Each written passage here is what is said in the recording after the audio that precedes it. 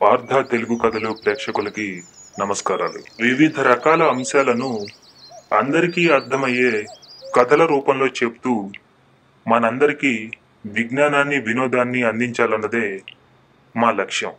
దానిలో భాగంగానే ఇక నుంచి మేము కథల వీడియోలతో పాటుగా క్విజ్ వీడియోలను కూడా మా ఛానల్లో ప్రవేశపెడుతున్నాము. ఈ సందర్భంగా మా ఛానల్ తరపున ప్రేక్షకులందరికీ చిన్న మనవి.